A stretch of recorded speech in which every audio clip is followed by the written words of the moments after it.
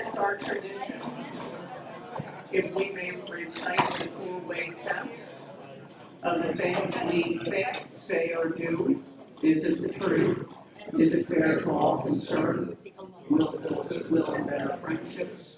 Will it be beneficial to all concerned? Thank you for having me here today. It's a pleasure to come and to speak to you about transportation. I'm calling it Transportation Back to the Future. I remember back in the 80s in high school, they showed us the movie Back to the Future. And you know, it was as a young boy, that was an interesting movie. But as I was preparing for today, I realized as we look at transportation infrastructure, there's some things from our history that are now replaying themselves in the future, and you'll see that as we go through. Now, you can't invite an engineer to come and speak without referencing Dilbert, of course, and this is the pointy-haired boss in the Dilbert cartoon series. And I just remember one time he was asked to give a speech on technology because he was an engineer. And he asked his secretary or administrative assistant to write the speech. He said, it needs to be about technology. I'm not sure if I'm for or against it, but I can tell you today that we're talking about transportation, and I am for transportation infrastructure. Question, though, as I was thinking about this, question I had to ask myself, which came first, the automobile or roads? And it seems like a simple question, but then you start to think about it. When they first invented the automobile, the roads were really the paths and the mud fests that were used by horses and other things. So it took some time for things to catch up. In fact, here in Lancaster County, we're home to the Lincoln Highway. And if you're not familiar with the Lincoln Highway, that was back in 1912. The World's Fair was going to be in San Francisco, so they wanted to create a road that would go the whole way from Times Square to San Francisco by 1950, 3 years later. So they came together and created the Lincoln Highway, basically as linking existing roads for the most part, but they gave it a name, and then they went out and collected donations from people like car companies, Packard, and tire companies and other people. And they used that for the materials. And then they looked for volunteer labor to fix up this Lincoln Highway. They were preparing for 25,000 visitors to San Francisco, which was a lot of people back in 1912 or 1915. And of course, that Lincoln Highway runs through Lancaster. Most of it is 30 here in Pennsylvania, but when we built the 30 bypass, it became 462. So that's. And of course, you can go out and you can find some markers and recording that. It was the first highway that ran across the entire United States. But I find it interesting that it was built with private donations and volunteer labor in a combination. In fact, it wasn't until 1956 that the interstate highway came about with federal funding, which is kind of we'll talk about funding and infrastructure and things like that. But it was entire 40 years from the first highway that spanned the whole way across till the interstate that we know was created. Of course, in Pennsylvania, we're in Pennsylvania, so we have to talk about the Turnpike. For America's first superhighway was created in 1940, and kind of a model of things to come. It was quite.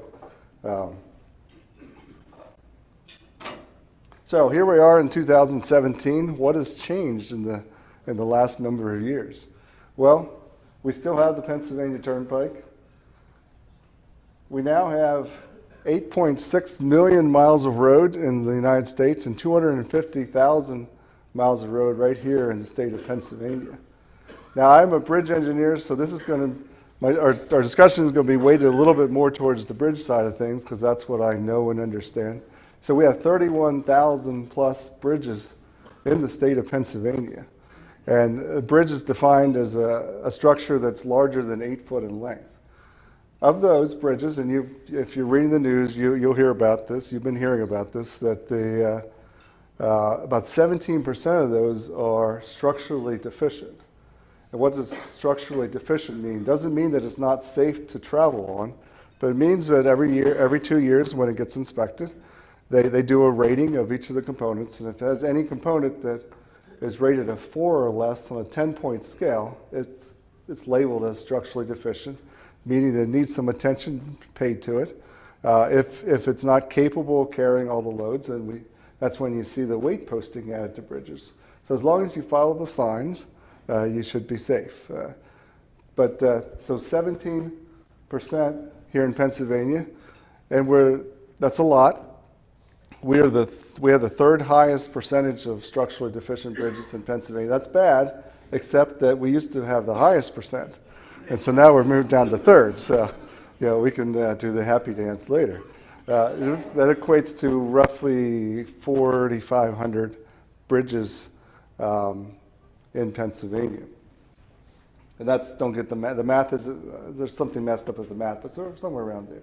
So looking at Lancaster County, since that's where we are, the Lancaster County has 997 bridges by last count, and that includes those owned by PennDOT, which is a state-owned bridge, as well as the bridges owned by the county and the townships and the boroughs, and I'm not sure if the city has any bridges or not, but 997 of those, 269 are owned by the local governments.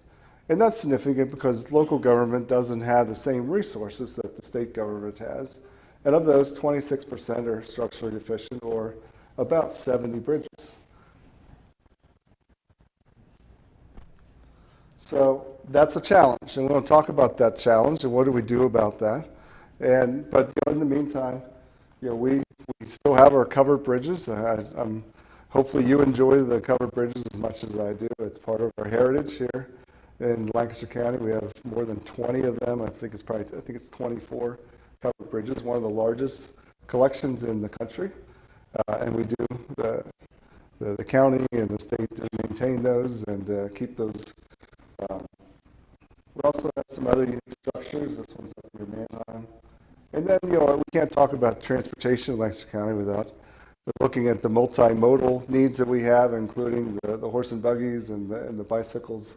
And that's all part of the mix of what we define here as our transportation infrastructure. And I'm not going to talk a whole lot about railroads, airplanes, and buses, but those are all, mass transit, those are all important as well. They're just not quite, I don't know quite as much about those things, and that would have to be a different speaker. But, so, when we talk about transportation infrastructure, we always end up talking about funding. How do we pay for that? We don't live in the 1912 world anymore, where we go around and collect donations and build a highway. So we're dependent on investment and funding through the federal and the state government. This was a study done back in 2010 showing that there was a gap between the needs that we have to maintain or meet our infrastructure needs and what we're spending on it here in Pennsylvania. There's a gap of $3.5 billion a year. Following that in 2013, what we know as Act 89 was passed, and that provided, after the phase-in period, it provided $2.3 billion. So it still didn't fill that entire need of 3.5, but it was a start. Meanwhile, they have projections in 2020 that that gap would increase to 7.2 billion. Again, big numbers, a lot of needs. So if you're wondering why we increase transportation funding and yet we still have potholes and bridges that need to be addressed, is that there's still a need there's still a need out there.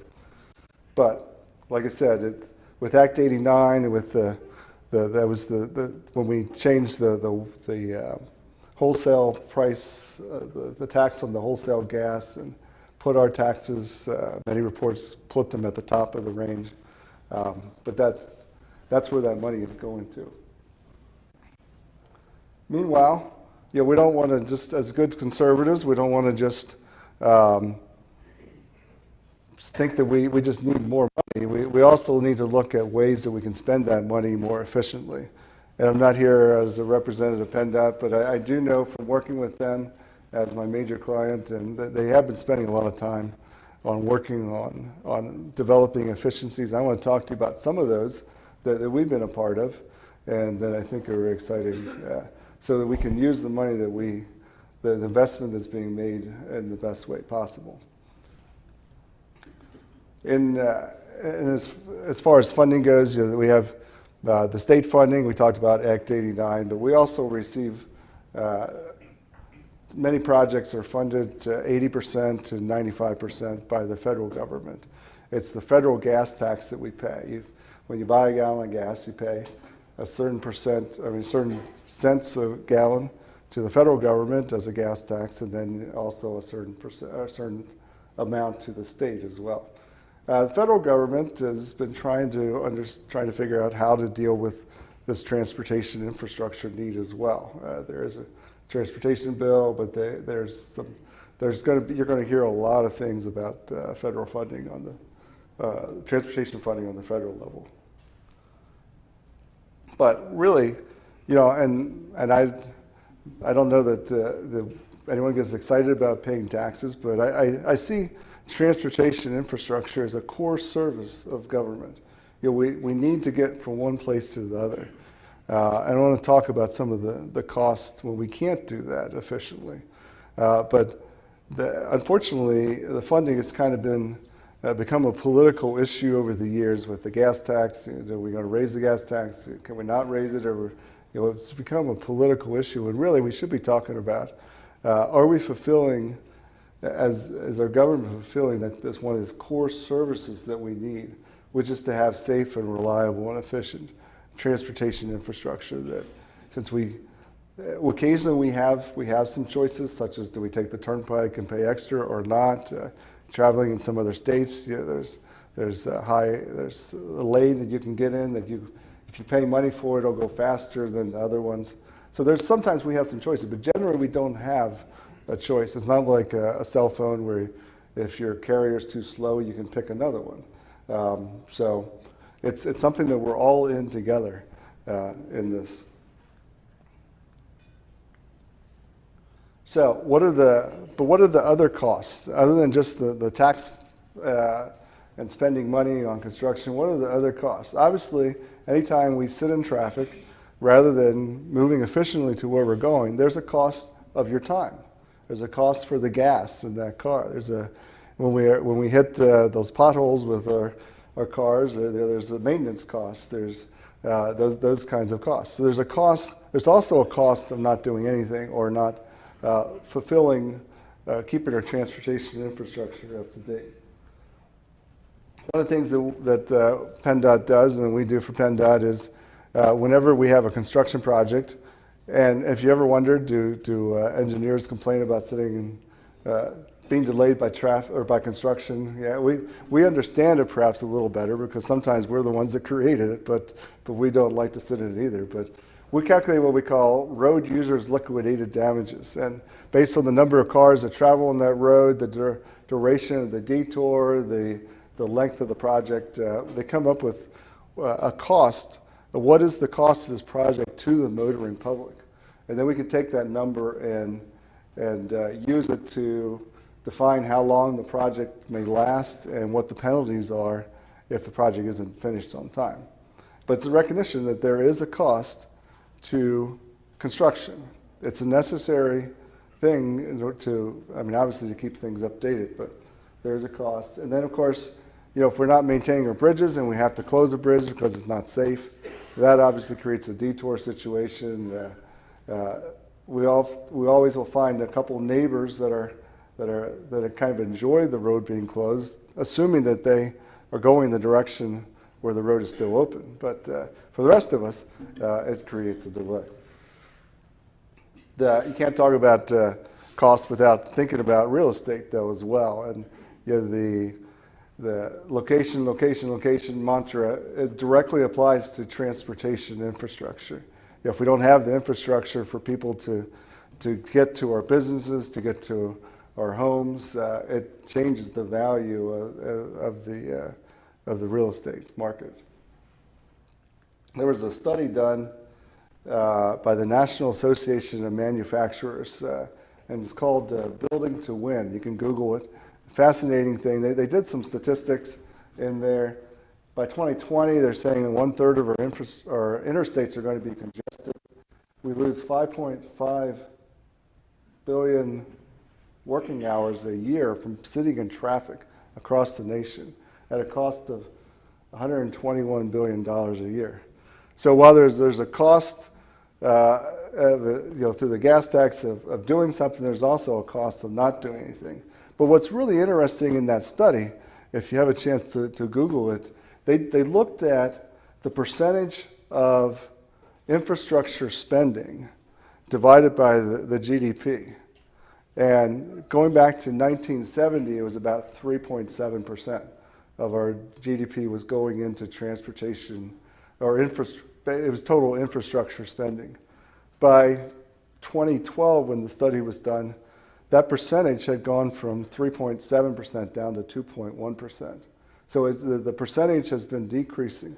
But then they also looked at the percent increase, or the rate of increase of the GDP.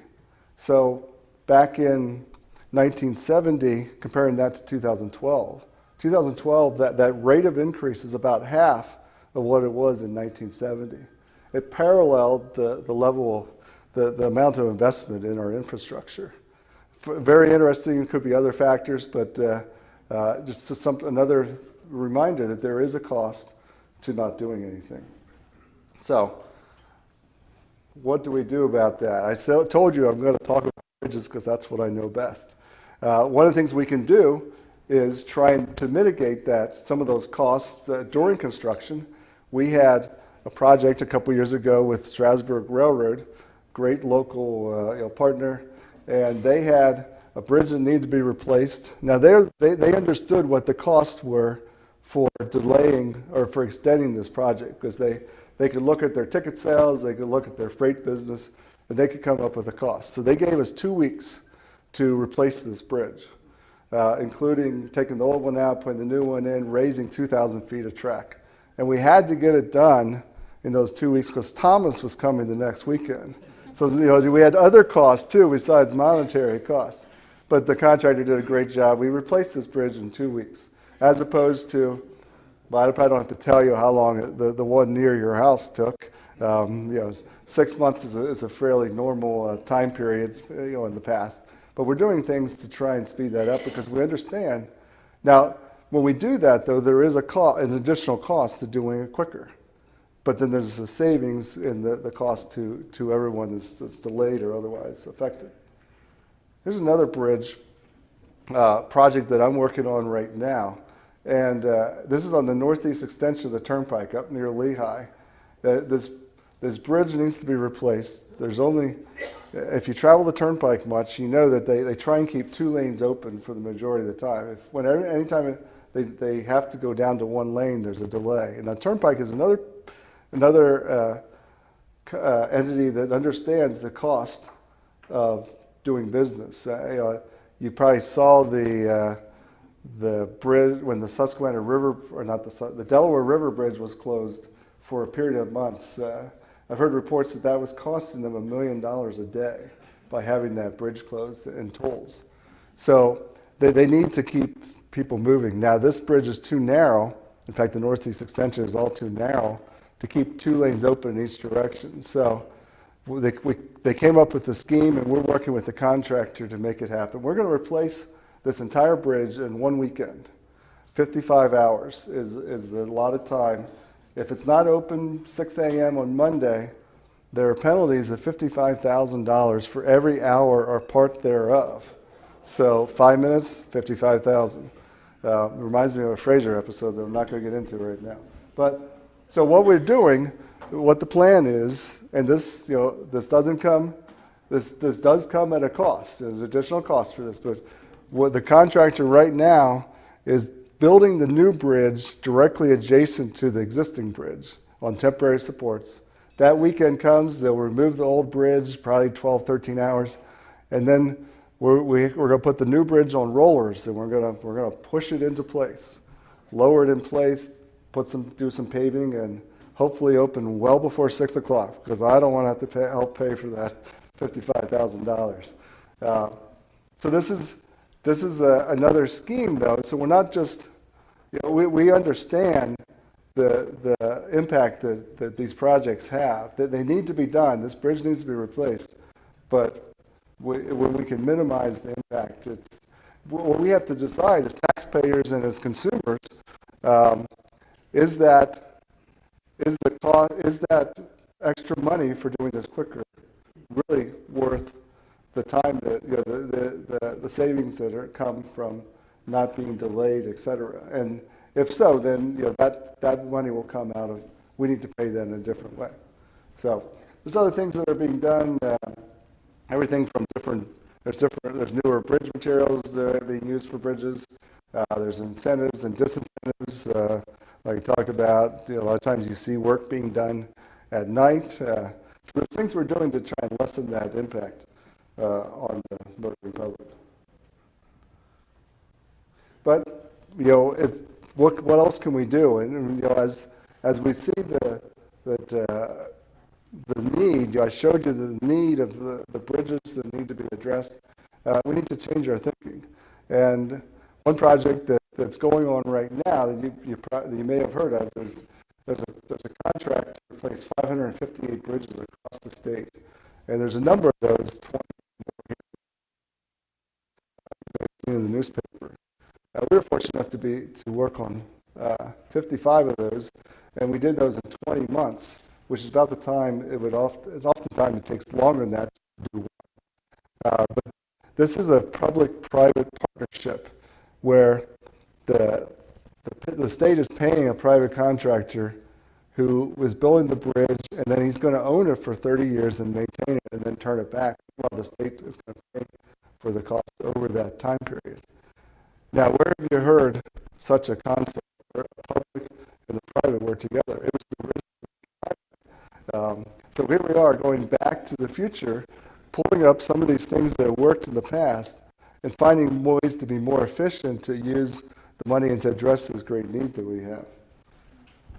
There's my Back to the Future symbol again. The other thing you're hearing a lot in the news, if you're paying attention, is this Trump, our president has a plan for infrastructure.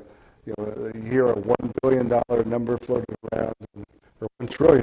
That's $1 trillion. Whether that'll happen or not, but a lot of the talk is to use this same model of this public-private partnership, where we can leverage the private resources in a way that to get more than what the public resources can do alone. So it'd be interesting to watch and see how that plays out. The other thing we're doing, this project put 558 bridges together. This is kind of my soapbox, I guess. We just have too great of a need to keep doing these bridges one at a time. So I have a project right now where we're doing 19 bridges at one time. They're here in Lancaster and Lebanon County for PennDOT. And so we're looking to see how can we be more efficient and getting these things done and addressing that need. And I think we need to be changing our thinking to think about more innovative ways such as this. The other thing, and none of us want to hear about more taxes or more money going, but part of Act 89 there was a clause in there that counties could pass, they could enact a $5 a year vehicle registration fee. So for $5 tacked on each person that owns a car, that money comes back to the county to decide how they're going to use it within the county for transportation needs. I just saw that our neighbor to the north, Oaks County, enacted this fee, and they're expecting to raise $1.3 to $1.9 million a year, which is good. But then PennDOT has also said, well, if you do this, we will kick in matching funds up to $2 million a year. So they'll be looking at $3 to $4 million that they're going to put towards their bridge program because they have SD bridges as well. And what I'd like to see is, this is a little bit more of a, not just relying on the state or the federal government to pay, but how can we address this and find creative ways to do this more efficiently? I think this is one idea, especially with those matching funds. But then not just do them one at a time, but some of our other counties have Northampton put 33 bridges together in one contract, and they're building those. They're getting ready to build those. Lycoming County is doing something similar. Can we do it here in Lancaster? Well, it's certainly possible. I don't think it's on the radar at the moment, but since I had this opportunity, I'll share that idea with you as a way to move ahead, move the progress on our infrastructure. There's other things we could talk to. It's not just gasoline anymore. Compressed natural gas, electric cars. There's the transportation field is dynamic and changing. But speaking of change, coming fast. Autonomous vehicles, and this is getting a little bit outside of my direct expertise, but I'm fascinated by it, and I thought maybe you would be too. You probably have heard reports of autonomous vehicles, and this is a picture of some Uber cars in Pittsburgh, and they've been in the news for their own reasons that I'm not going to get into. But we've all been in an autonomous vehicle, whether you realized it or not. Here's one example that we all use regularly. An elevator. Think about it. You press the buttons, and it takes you there. You don't get to control how fast you go or whether you decide to go back down. You go to where it goes. It's basically an autonomous vehicle. The other thing I was thinking about, I had to confirm the story, but my grandpa was raised in the old order Mennonite church. 80 years ago, when he was dating, he would go on a date in his horse and buggy, and he told the story already where he would fall asleep, and he would wake up when the horse stopped, and the horse would stop at the barn door because he was back. I was like, you know what? He had an autonomous vehicle 80 years ago. We're just now figuring out how to do that again. Now, I wouldn't recommend buying a horse and trying that today. I don't think that would have the same results, but they had that back 80 years ago. Again, back to the future. But what do we mean by autonomous vehicles? There's levels of autonomy, I guess you could say. The safe driving. First, we start with a safe driving car, and many of the cars that we are driving now already have these features. I know ours has the light that blinks if there's someone beside you in your blind spot, and then a buzzer that starts going if it thinks you're turning into that person's path, as well as the backup camera and the buzzer that goes if there's something behind you. And there's other cars that have the braking features and the self-parking features. Those are all features of a safe driving car, part of this autonomous vehicle. The thing that's really in the news is the self-driving car. The technology is continuing to rapidly expand in understanding how to drive itself. In this case, a self-driving car would still have a driver, but more like an autopilot on an airplane. And then what's really got our attention is this driverless car. Is it safe? How's that going to work? Can we just program in the car to take the kids to grandma's house and off they go? Wouldn't that be nice some days? But a driverless car, the technology is there. The technology is being developed. How do we know that it's safe? How do we get to that point? And then do we still allow people to drive their regular cars, or does everything have to be driverless? There's just all kinds of legal and engineering and regulation ramifications associated with that. I saw some research that in order, if you would do manual tests of this technology to the point that you could get a degree of confidence that the fatality rate would not go any higher than it is now with us driving cars. They were saying 270 million miles would need to be driven to prove that we had that confidence, and that would equate to 100 cars driving 25 miles per hour around the clock for 10 years. Now, obviously, that's not practical. So, but there's engineers. I'm not one of them, but they're looking at how do we make this safe, and what is required to do it. I had to think. And hopefully no one knows my daughter because she'd kill me if she knew I put this up there. But she just got her driver's license last week. And I'm very proud. She mastered the parallel parking, and got it in there. I'm thinking, though, the babies born today, are they going to have driver's license, or are we going to have all these autonomous vehicles? And are they going to have to do parallel parking? Or you just press a button that says, park here, and it automatically parks here. So there's just changes coming to our transportation infrastructure, and it's exciting to think about. I think one of the real possibilities, though, or the real markets is in the freight business. There's some estimates that the amount of freight will go up 40% between now and 2040.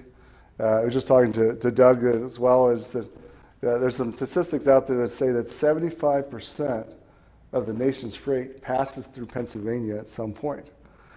So you wonder why we have so many trucks. But we are here at this key place here, we're at this crossroads.